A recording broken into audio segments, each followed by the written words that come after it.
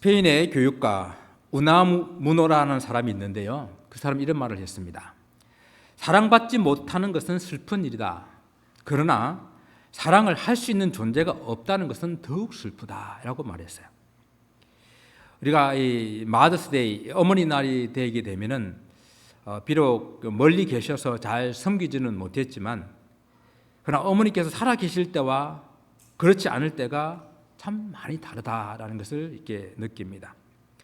좀 연로하셔도, 때로는 잘 알아보지 못하셔도 살아 계시기만 하면 얼마나 좋을까 하는 그런 아쉬움이 참 많을 때가 있습니다. 여러분도 잘 아시겠지만 송광정철의 예시에서 우리가 효를 향하고 싶어도 그것이 다 때가 있다는 것을 깨워주는 그런 시가 있는데, 어버이 살아 계실 때 성기밀랑 다하여라. 지나간 후면 애답다 어찌하리. 평생에 고쳐 못할 일이 이뿐인가 하노라. 기다려주지 않는다는 것이죠. 조금 있으면은, 또 어떤 때가 되면은, 내가 조금 어떤 기회가 생기면은 이 모든 일을 하고 나면은 복량하리라. 그렇게 생각하지만은 기다려두지 않는다라는 것입니다. 5월은 이 가정의 달이고, 또 그 중에서도 이 어머니의 날이 있는 그런 달이라 어머니의 생각이 많이 이렇게 나게 됩니다. 어머니라는 이 단어는 우리 마음을 한없이 따뜻하게 하고 또 포근하게 만들어 주기도 하지만, 또 어떤 이에게는 어머니라고 이렇게 부르게 될 때에 가슴 한 구석이 먹먹하게 만드는 그러한 단어이기도 합니다. 영국 문화협회가 세계 102개국의 비영어권 문화 속에서 영어 단어 중에서 가장 좋은 단어, 아름다운 단어가 무엇인가라는 그런 설문조사에서 1위로 뽑힌 단어가 mother, 어머니라는 그런 단어입니다. 이것은 자식을 향한 어머니의 그 무고한 숭고한 사랑과 헌신, 그것이 배어있는 단어이기 때문에 그럴 것입니다. 탈무드에도 이런 이야기가 있습니다. 하나님께서 천사들에게 세명을 보내면서 이 세상에서 가장 아름다운 것이 무엇인지를 찾아오라, 세 가지를 찾아오라 그랬습니다. 그래서 천사들이 지상으로 내려와 가지고 그 아름다운 것을 찾아서 이렇게 돌아다녔는데, 마침내 그들이 자기가 생각하는 가장 아름다운 것을 가지고 올라왔어요. 한 천사는 들에 피어있는 아름다운 꽃을 가지고 올라왔고, 또 한 천사는 어린아이의 해맑은 웃음소리를 가지고 올라왔고, 또 한 천사는 어머니의 자식을 향한 그 사랑의 마음을 가지고 올라왔습니다. 그런데 꽃은 올라오는 중에 시들어 버렸습니다. 그리고 자식의 웃음은 사라져 버렸습니다. 그런데 그 자식을 향한 어머니의 숭고한 사랑, 헌신적인 사랑은 오랫도록 남아 있었다 합니다. 그래서 세상에 가장 아름다운 것은 자식을 향한 어머니의 아름다운 사랑이다. 그것을 가장 아름다운 것이라고 이렇게 말한다고 합니다. 어머니의 사랑은 변하지 않고 위대합니다. 그리고 우리가 어머니의 사랑을 기억할 때마다 늘 이런 생각을 하죠. 그래, 어머니께 효도해야지, 부모님께 효도해야지라고 생각하지만 우리가 잘 행하지 못하고, 또 잘 표현하지 못하고, 또 잊고 살 때가 많은 그 어머니의 사랑, 그 헌신, 우리가 이 어머니 날에 다시 한번 추억하고 감사하는 그런 시간이 되었으면 좋겠습니다. 탈무드에 하나님이 천사들을 모든 곳에 다 보낼 수가 없어서 대신 어머니를 보냈다라는 그런 말이 있습니다. 이는 어머니의 사랑이 하나님의 사랑을 가장 잘 나타내 보여줄 수 있기 때문에 그런 것이죠. 물론 하나님의 사랑과 동일하거나 그것에 견줄 수 있는 것이 세상에 어디에 있겠습니까? 그러나 우리가 이 세상에 있는 것들 중에서 가장 하나님의 사랑을 비슷하게 이렇게 표현할 수 있다고 한다면 그것이 어머니의 사랑이 아닐까 생각합니다.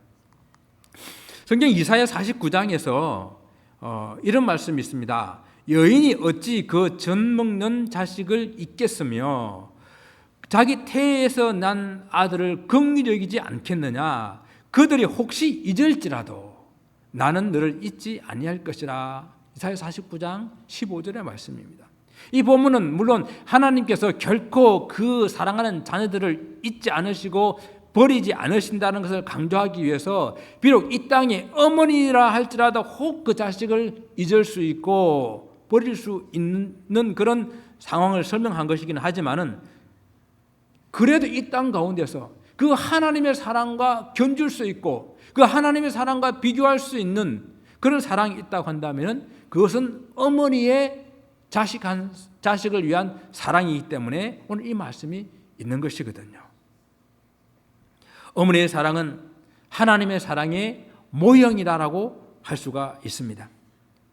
그 중에서 가장 닮은 것이 생명에 대한 창조예요.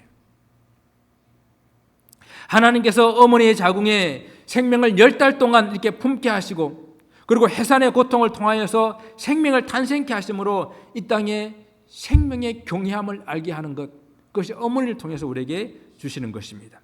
그러기에요, 그 누구도 흉내낼 수 없는 자식에 대한 애정과 사랑이 어머니에게 있는 것이에요. 그래서 오늘 본문의 말씀은 여인이 어찌 그 젖먹는 자식을 잊겠는가 하는 이 말씀을 생명한 강한 사랑과 경애에 대한 그런 표현된 말씀으로 우리에게 주고 있는 것입니다. 그리고 어머니의 자식의 사랑은 출산 이후에도 양육 과정에서 무조건적이고 헌신적인 그런 사랑으로 나타나게 됩니다. 자기 젖을 먹이는 자기 몸을 통해서 젖을 먹이는 그 사랑만큼 그것을 생명을 이어가는 것만큼 이 세상에서 끈끈하고 지극한 그런 관계가 세상에 어디에 있겠습니까? 사실 다른 동물들은 태어나면 몇 시간 있으면 삐뚤삐뚤 그러다가 일어나서 걷잖아요. 그런데 우리 인간만큼은 태어나도 적어도 10달 이상은 그죠? 비틀비틀 그렇게 일어나지도 못하는 그런 인생을 살아갑니다. 그렇기 때문에 어머니의 품에서 어머니의 등에서 시간들을 보내며 자랄 수밖에 없는 그런 연약한들의 인생. 그렇지만 어떤 여건과 환경 속에서도 포기하지 아니하는 자식을 향한 사랑, 그 어머니의 사랑은 무조건적이다라고 할 수가 있습니다. 그래서 어머니의 다른 이름은 희생이다, 그렇게 부릅니다. 우리를 사랑하시되 자기 독생자까지 아끼지 아니하시고 우리를 위해서 내어주신 그 하나님의 사랑, 그 희생과 가장 닮은 사랑이 어머니의 사랑인 것입니다. 그래서 요한일서 4장 10절에서는 그 하나님의 사랑을 표현하게 될 때에 사랑은 여기 있으니 우리가 하나님을 사랑한 것이 아니요 하나님 우리를 사랑하사 우리 죄를 속하기 위해서 화목제물로 그 아들을 보내셨습니다. 요한일서 4장 10절에서 그 어머니의 사랑을 하나님의 사랑과 비교하여서 설명을 하고 있습니다. 또한 무엇보다도 성도들에게 있어서 어머니의 사랑하면 뭡니까? 자녀들을 위한 신앙의 유산을 물려주는 그런 존재를 어머니라고 할 수가 있겠습니다. 물론 아버지들도 훌륭한 믿음을 가지시는 분들이 많으셔서 아버지의 좋은 그런 신앙을 물려받은 분들도 많이 있습니다. 그러나 대부분 집안에 보게 되게 되면 어머니가 그 자녀들에게 신앙을 가르치는 것을 보게 돼요. 그래서 이스라엘의 남성 위주의 사회로 유명한 그런 유대 민족, 그 민족에서도 어머니가 유대인이어야 그 자녀도 유대인으로 인정받는 거 여러분 아시죠? 신앙에 있어서 목의 혈통을 따른다라는 이야기예요. 디모데의 신앙은 그의 어머니 유니게로부터 흘러나온 것이고 또 유니게의 믿음은 그 어머니 로이스로부터 흘러나온 것이었습니다. 모세는 그의 어머니 요게벳의 믿음에서 그가 믿음을 배웠고 그가 비록 애굽의 바로의 그 왕자로 이렇게 살았지만은 그러나 어머니가 유모가 되어서 그를 가르치고 키웠기 때문에 그 신앙을 잃지 아니했던 것을 우리는 알 수가 있습니다. 성경 외의 인물로서도 정말 어거스틴은 방탕한 생활을 했거든요. 이런 아들을 위해서 어머니 모니카가 15년이나 눈물로 기도하며 그를 기다렸는데 그 기도 덕분으로 어거스틴이 성 어거스틴으로 탄생하게 된 것 아니겠습니까? 이 모두 다 눈물겨운 신앙의 기도 때문에 만들어진 아들들입니다. 어머니가 눈물로 기도하는 집의 자녀는 망하는 일이 없다라고 말씀하고 있습니다. 어머니는 사랑과 헌신으로 자녀들을 양육하지만 또한 그 자녀가 하나님의 바른 길을 가도록 가르치는 그 일을 하게 됩니다. 자식에 대한 어머니의 무조건적인 희생적인 그런 사랑은 분명히 고결하고 아름다운 것이지만, 그러나 그 어머니의 사랑도 균형을 맞추지 아니하면 자녀들을 바른 길로 갈 수 없기 때문에 때로는 훈계하는 것이거든요. 그래서 성경 잠언 22장 6절에서도 마땅히 행할 길을 아이들에게 가르치라. 그리하면 늙어서도 그것을 떠나지 아니하리라 말씀하고 있습니다. 마땅히 행할 길이라는 것이 무슨 말씀입니까? 하나님의 자녀로서 살아가야 할 바른 길, 그 길을 말하는 것입니다. 하나님의 자녀로서 살아가야 되는 바른 이 길은 저절로 알게 되는 것이 아니에요. 이것은 부지런히 가르치고 부지런히 배워야 알 수 있는 길입니다.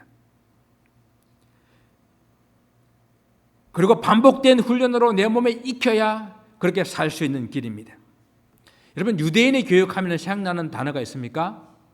유대인의 교육. 혹시 쉐마 교육이라고 들어보셨습니까? 쉐마. 신명기 6장 4절 이후에 나오는 쉐마. 이스라엘에 들으라. 자녀들에게 부지런히 가르치는 그 말씀, 쉐마의 말씀이에요. 이 쉐마 교육이라고 하는 하나님의 말씀을 자녀들에게 부지런히 가르치는 그 말씀이거든요. 그런데 여기서 부지런히 가르치라라는 그 말, 그 히브리어의 그 뜻이 뭔가 하면요, 마음에 뿌리가 박히도록 해라라는 뜻이에요. 이 마음에 뿌리가 박히도록 말씀을 가르치는 것이 한 번에가 되겠습니까? 또 하고 또 하고. 그래서 하나님께서는 그 말씀을, 내가 너에게 읽은 말씀을 손목에 메어서 기호로 삼고 머리에 붙여, 이 머리 눈 사이에 붙여서 기호로 삼아라. 그래서 길을 갈 때든지 앉았을 때든지 누웠을 때든지 항상 그 말씀을 가르쳐라. 왜? 마음에, 뼈에 새겨야 되니까요. 뿌리가 내려야 되니까요. 그렇게 가르치는 것이 쉐마 교육입니다. 그런데 이 쉐마 교육은 어머니가 할 수밖에 없어요. 왜? 아버지는 체질상 못해요. 한 번 하고 그냥 많은 게 아버지들입니다. 그러나 어머니는 했던 잔소리 또 하고, 조금 전에 했던 잔소리 또 하고, 나가는 아자 붙잡고 또 하고. 이게 어머니의 쉐마 교육이거든요. 부지런히 가르치라. 그 말씀이 그 가슴 속에 뿌리가 내리도록 가르치라. 바로 이런 신앙의 교육, 그것이 어머니가 우리들에게 가르친 신앙 교육입니다. 오늘 이 어머니 날에 어머니들의 수고와 헌신을 생각하며 감사하는 날이 되어야 할 것입니다. 또 우리 어머니들은 내게 맡겨주신 이 자녀를 내가 하나님의 사랑을 저들에게 보여줘야 되는데, 하나님의 사랑이 어떤 것인지 나를 통해서 보여주기를 원하시는데, 우리는 그런 신앙의 어머니로 살아왔는가? 정말로 저들 자녀들에게 내 신앙의 유산을 제대로 남겨주었는가 생각해보는 그런 시간이 되어지기를 바랍니다. 그래서 성경에 많은 그런 믿음의 어머니들이 있겠지만은 오늘 우리는 한나, 사무엘의 어머니 한나에 대해서 생각해 보기를 원합니다. 우리 자녀들을 믿음의 사람으로 양육하는 신앙의 어머니의 모범으로서 우리는 한나를 생각할 수 있겠습니다. 한나는 엘가나라고 하는 사람과 결혼을 했습니다. 한나는 남편으로부터 사랑을 많이 받았던 그런 여인이에요. 그렇지만 안타깝게도 그에게는 자식이 없었습니다. 물론 하나님의 섭리 가운데에 그 태를 닫으신 것이겠지만은 요즘에는 일부러 자식을 낳지 않는 그런 가정들도 많이 있다고 그래요. 그래서 점점 출산율이 낮아져서 한국 같은 사회는 국민학교들이 없어진 데가 많고요. 소아과가 이제 망하는 그런 추세입니다. 왜? 아이들이 없으니까요. 그렇지만 이 성경시대 때는 자식이 없다고 하는 것, 그것은 큰 결점이었고 큰 수치였습니다. 그래서 그것 때문에 많은 괴로움을 당했었습니다. 그래서 한나가 괴로워했어요. 그래서 한나는 작정하고 하나님 앞에 기도합니다. 하나님 앞에 기도하면서 얻은 아이가 이름이 바로 사무엘인 것이죠. 그래서 사무엘 하면은 시무엘, 히브리어는 시무엘인데 시무엘 하면은 그의 하나님의 이름 이런 뜻도 가지고 있고 또한 또 다른 뜻으로서 하나님께 구했다라는 그런 뜻을 가지고 있어요. 사무엘, 하나님께 구해서 얻은 아들 그런 뜻이죠. 그래서 사무엘은 한나가 하나님께 구하여 얻은 아들, 좀 하나님의 선물로 얻은 아들, 그 아들 사무엘을 한나는 어떻게 키웠으며 사무엘에게 한나는 어떤 어머니였는가를 생각해 보기를 원합니다. 첫째, 이 한나는 하나님과의 약속을 가장 우선적으로 지키는 그런 어머니의 모습이었습니다. 한나는 아들을 위해서 기도할 때에 사무엘상 1장 11절에서 이렇게 기도합니다. 하나님께서 아들을 주시면 내가 그의 평생에 그를 여호와께 드리고 삭도를 그의 머리에 대지 아니하겠나이다. 그렇게 소원을 했어요. 그를 평생 나시린으로 하나님께 드리겠다라는 그런 말씀입니다. 그래야 사무엘이 젖들기까지 한나는 하나님의 약속한 대로 그를 양육했는데 하나님이 이 한나의 기도를 들으셔서 사무엘을 주시고 이 사무엘을 그렇게 말씀에 따라 양육을 했습니다. 그리고 그가 서원한 대로 이제 젖된 이후에 이 사무엘을 하나님의 성막이 있는 실로로 데리고 갔습니다. 그 당시 제사장이 엘리라는 대제사장이 있었습니다. 한나는 기도하고 서원하여 얻은 아들이라고 엘리에게 데려가서 하나님께 그 아들을 드립니다. 한나는 엘리 제사장에 가서 내가 그때 내가 기도했던 그 여인을 기억하시냐고, 바로 그때 기도해가지고 얻은 아들이 이 아들이라고 간증하면서 내가 하나님께 간절히 기도했을 때에 하나님께서 아들을 주셨는데 그때 내가 서원한 것이 있습니다. 그래서 이 서원한 것을 지키기 위해서 이 아들을 데리고 왔다라고 말을 하는 것이죠. 우리 사람들은 급하면은 하나님 이번 기도만 들어주시면, 이 부분 기도만 들으시면 내가 이것도 하고 저것도 하고 맞게 잘 하잖아요. 그런데 그 문제가 딱 해결되고 나면은 까마귀 고기를 드신 것처럼 싹 잊어버리잖아요. 약속과 소원을 까맣게 잊어버리고 살아갑니다. 하나님께서 어떤 사건으로 그 서약이 생각나게 하실 때까지 잊어버리고 살 때가 많다라는 거예요. 사랑하는 성도 여러분, 혹시 여러분 지금까지 지내오시면서 내가 하나님께 서원한 것 있는데 잊어버린 거 계시면은 기억해내세요. 하나님은 잊어버리지 않으시거든요. 기억해내시고 그것을 지킬 수 있기를 바랍니다. 한나는 그 서운한 것을 지키고 있는 사람이에요. 자녀들이 멀리 대학을 갈 경우 그 자녀를 대학 기숙사에 넣어놓고 돌아오면서 많이 부모들이 울지요. 그런 기억들이 있었을 것입니다. 처음 이제 부모를 떠나 살게 되는 자녀를 생각하며 걱정이 되기도 하고, 늘 나와 함께 있을 것만 같았던 자녀가 이제 떠날 수도 있구나, 그런 생각에 많은 슬픔으로 눈물을 흘리기도 합니다. 그런데 한나를 생각해 보세요. 이제 겨우 젖을 뗀 아이예요. 그 아이를 하나님 집에 맡기고 돌아올 때에 이 한나의 마음이 어떠했겠는가? 정말 귀하게 얻은 아들이 아닙니까? 정말 눈에 넣어도 아프지 않은 아들이 아니었겠습니까? 그 아들을 하나님의 성막에다가 맡겨놓고 내려와야 하는 한나입니다. 제가 이사야 말씀을 읽어드렸는데 그 말씀 다시 한번 기억해 봅니다. 여인이 어찌 그 젖먹는 자식을 잊겠으며 자기 태에서 난 아들을 긍휼히 여기지 아니하겠느냐. 이것이 한나에는 해당되지 않는 말씀이 아니지 않습니까? 오늘 본문의 2장 24절에 보게 되면은 이 젖을 뗀 후에 그 데리고 올라가서 이제 하나님께 수소를 드리고, 그리고 포도주를 한 가죽 부대 드리고, 그리고 실로 여호와의 집에 그 아이를 데리고 나갔을 때 그 아이가 어땠다고요? 어리더라. 아주 어렸다라고 성경은 기록하고 있습니다. 젖을 뗀 나이가 되어서는 아직도 어머니와 떨어지기에는 어린 나이, 아직도 그 홀로 두기에는 어린 나이, 그 나이지만은 그러나 한나는 그 혈육의 정보다도 하나님과의 약속을 우선적으로 생각하며 그 하나님 약속을 지켜내고 있는 이 한나의 모습, 그것이 한나가 아들에게 보여주는 그런 모습입니다. 이런 모습들이 때로는 우리가 신앙생활을 하면서 자식들과의 관계 속에서 오해를 일으키기도 하고 자녀들이 이런 모습 때문에 섭섭해하기도 합니다. 그러나 때로는 야속하게 생각할지도 있지만 그러나 우선적으로 우리가 해야 될 것이 무엇인지는 분명히 자식들에게 가르쳐야 되고 보여줘야 하기 때문에 절대적으로 우리가 양보하지 말아야 할 것이 무엇인지를 분명히 가르쳐야 되기 때문에 부모는 그 하나님과 한 서원을, 그 약속을 몸소 행하고 있는, 지키고 있는 그런 모습, 그것이 오늘 한나의 모습입니다.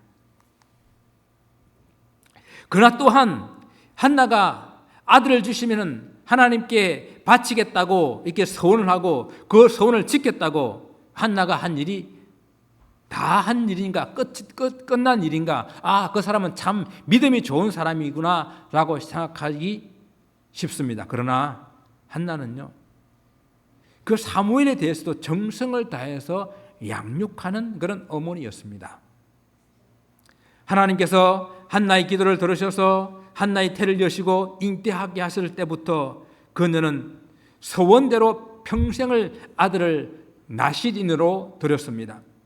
물론 모든 부모들이 아기를 잉태했을 때에 음식을 조심하지요. 아파도 감기가 들어도 감기약 드시지 않지 않습니까? 그냥 버텨내는 것 아니겠습니까? 그렇지만 이 한나는 그 어머니 때부터, 그 잉태했을 때부터 그를 하나님께 드린 나신으로 드렸기 때문에 조금이라도 부정한 것, 하나님 말씀에 위배되는 것을 행하지 않기 위해서 조심하고 또 조심하고 조심하는 그런 삶을 살았을 것입니다. 사무엘이 태어났을 때에도 해마다 하나님 전에 올라가서 제사를 드리는 그 일을 해야 되는데 잠시 그 일을 멈추고 아들을 온전히 양육하는 그 일에 그가 온 심혈을 기울이게 됩니다. 그래서 하나님께 제사를 안 드렸다 그러니까 또 여러분 마음에 하나님께 드려야 될 제사를 안 드렸네, 그것이 아니라 여기서 드리는 제사라고 하는 것은 뭔가 하면은 가족들이 1년에 한 번 하나님 집 올라가서 하나님께 제사 드리고 다 같이 먹고 마시고 축제하는 거예요. 그래서 보게 되면은 그 제물을 브릿나가 있고 엘가나가 제사를 드릴 때에 브릿나 아내가 있고 이 한나가 있었는데 한나가 자식이 없어서 외로워하니 힘들어하니까 한나에게 음식을 갑절로 주잖아요. 그렇게 즐겁게 하면 축제거든요. 그 일에 한나는 올라가지 않고 내가 하나님 이 아이를 하나님께 온전히 드려야 되기 때문에 저 때기까지 내가 온전히 양육하겠다. 양육하는 삶을 살겠다. 그렇게 결단하고 있는 것입니다. 그리고 한나는 하나님의 전에 그 아이를 바치고 난 다음에 해마다 하나님께 제사를 드리러 다시 올라가면서 그 아이가 그도 에봇을 입고 하나님을 섬기는 그 작은 아이가 점점 자라지 않겠습니까? 그러니까 해마다 겉옷을 지어다가 그 아이에게 입히는 그러한 모습을 보이게 됩니다. 이 단순히 그냥 겉옷을 입혔다는 의미가 아니라 그 어린 사무엘을 생각하며 그 어린 사무엘이 하나님의 전에서 어떻게 살아갈까 생각하며 생각하며 그 옷을 만들어 지어 입히는 그 어머니의 사랑, 정성을 다하는 사랑, 그 양육하는 사랑, 그 사랑을 표현하는 것이죠. 혹 우리가 주의 교회를 섬긴다고 하는 것이, 주의 일을 한다고 하는 것이, 그것 때문에 자녀들에게 시간적으로나 또한 여러 가지 물질적으로 소홀히 할 수밖에 없는 그런 우리의 생활입니다. 그렇다고 자녀들을 너무 무관심하고 자녀들에 대해서 너무 이렇게 내버려두는 그런 어떤 삶은 성경적이지 못하다는 것이죠.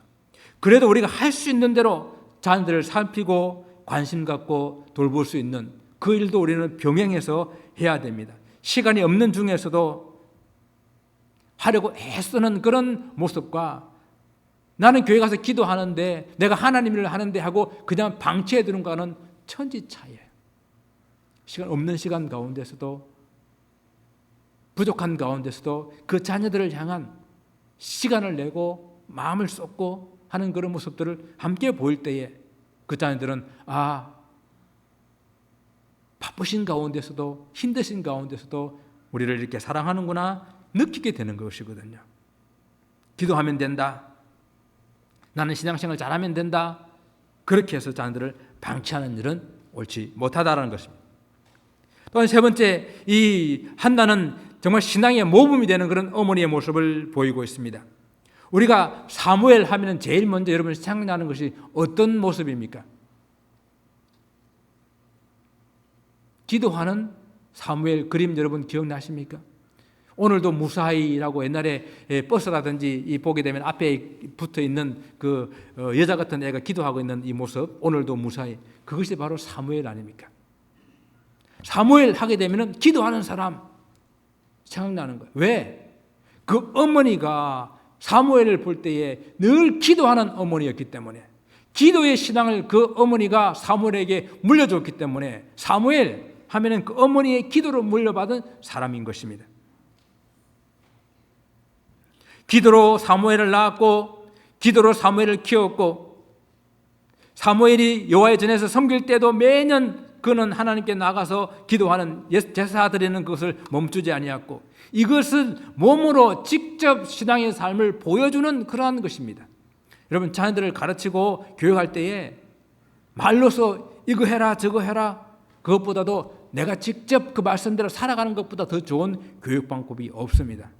자녀들 보고 뭐 게임하지 마라, TV 좀 그만 봐라, 책 읽어라, 공부해라, 잔소리하는 것보다도 부모들이 전화기만 들어보지 말고 책을 읽고 책상에 앉아 있는 모습들, 또 새로운 것들을 배우려고 노력하는 그런 모습들, 열심히 사는 그런 모습들을 보여주는 것이 훨씬 더 효과적이라는 이야기입니다. 신앙생활도 마찬가지지 아니겠습니까? 교회에서의 행동과 집에서의 행동이 다르기 쉬운 그런 우리의 신앙생활이거든요.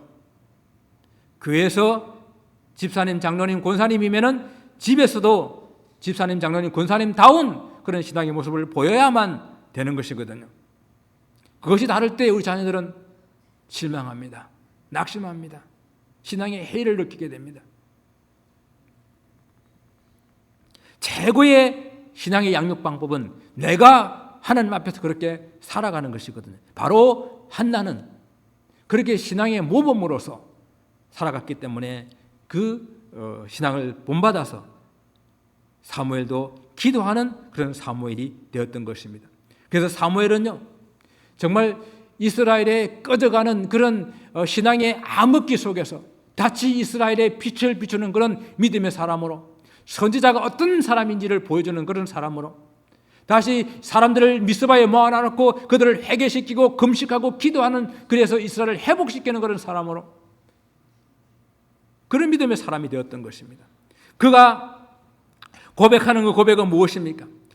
이 선지자 사무엘은 늘 백성들을 위해서 기도하는 사람이었기 때문에 사무엘상 12장 23절에 이렇게 말합니다. 나는 너희를 위하여 기도하기를 쉬는 죄를 여호와 앞에서 결단코 범치 아니하고. 사무엘은 그 마지막이요, 내가 백성들을 위해서, 내가 너희들을 위해서 소나 낙이나 이런 것을 내가 취한 적이 있느냐? 내가 너희들을 압제한 적이 있느냐? 백성들은 당신은 결단코 우리의 것을 취한 적도 없고 우리를 압제한 적도 없습니다. 또 사무엘은 내가 너희를 위해서 기도하기를 싫은 자를 여호와 앞에서 결단코 범치 아니했다고. 기도하는 사무엘의 모습은 기도하는 어머니로부터 배운 것입니다. 사랑하는 성도 여러분, 신앙의 모범의 삶을 자녀들 앞에서 살아내는 저 여러분 되시기를 바랍니다. 저는 가끔 길을 걷다가 또 차를 운전하고 가다가 참 길거리에 참 홈리스라든지 참 안타까운 그런 사람들을 볼 때가 많지 않습니까? 그때에 이런 생각을 많이 합니다. 저들도 한때는 그들의 부모들에게는 사랑스러운 자녀들이었을 텐데 무엇이 저들을 하여금 저렇게 힘든 삶으로 내몰았을까? 참 그런 생각할 때마다 좀 마음이 잡잡할 때가 많아요. 오늘 우리가 함께 생각해 본 것처럼 우리 모두는 다 사랑하는 어머니의 그 품속에서 먹고 자라고 사랑받고 오늘까지 성장했습니다. 그래서 이 세상 이런 말을 해요. 이 세상에 자수성가는 없다. 자수성가했다고 말하는 사람이지만은 그도 어느 누군가의 도움을 받고 누군가로부터 이렇게 도움을 받아서 그 자리에 서게 된 것이지. 그리고 가장 기본적으로 그를 그 자리에 있게까지 하기까지 그 어머니의 출산과 그 어머니의 그 돌봄과 어머니의 그 헌신과 희생이 없었으면 어떻게 존재했겠습니까?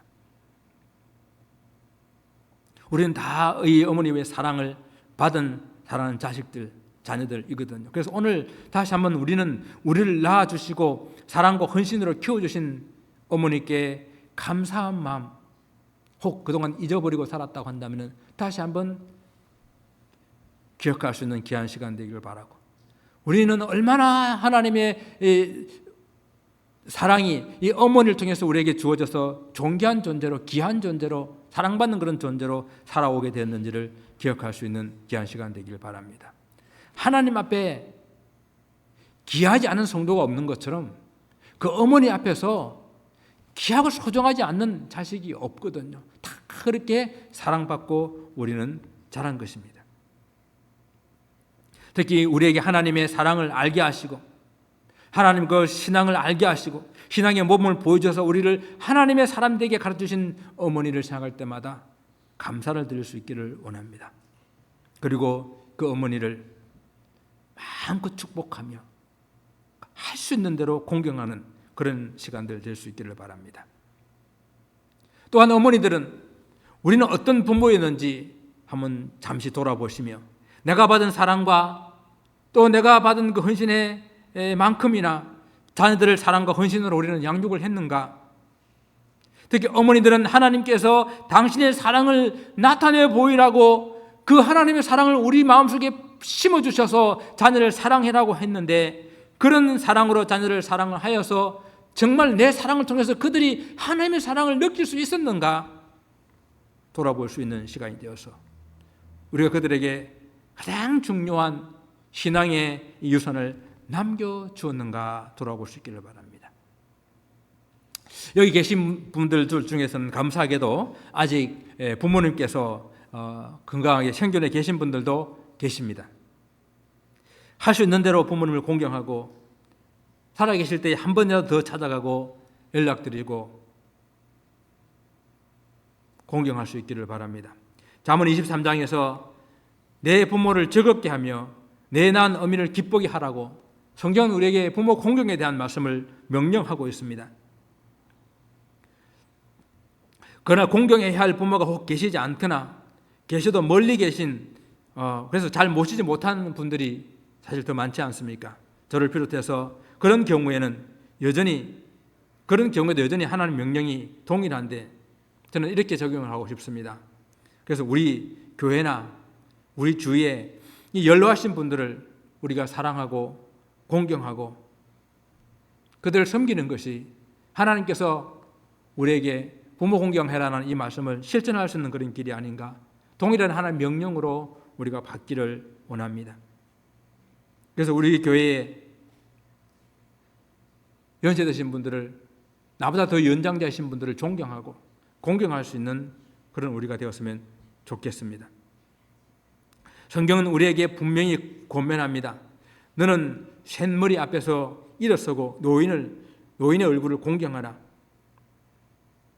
이제 내 어머니, 내 부모님을 넘어서 모든 어른들을 공경하고 복양하는 그런 마음으로 우리가 확대시켜 나가야 한다는 것입니다. 우리 예수님께서 십자가 위에서 당신이 더 이상 그 육신의 어머니 마리아를 복양할 수 없게 되었을 때에 그 옆에 있는 사랑하는 제자 요한에게 말합니다. 요한 보라, 이분이 내 어머니다. 그러니까 요한이 그때부터 마리아를 자기 집에 모셨다라고 성경은 기록합니다. 우리 옆에 둘러보시고 우리 옆에 우리보다 연장자들, 우리 부모님으로, 우리 어머님으로 이렇게 모실 수 있기를 바랍니다. 우리 모두는 부모님으로부터 또 다른 어떤 누구로부터 사랑을 받았기에 그들의 헌신과 그들의 수고로 우리는 여기까지 와 있다라는 사실을 기억하시고, 우리 또한 그렇게 다른 이들을 그들의 사랑으로 섬기고 또 공양하는 그런 삶을 통해서 우리 삶을 통해서 하나님의 사랑이, 예수 그리스도의 사랑이 온 세상에 전파되어 나가는 그런 축복된 삶을 사시기를 주님 이름으로 축원을 드립니다. 기도하겠습니다.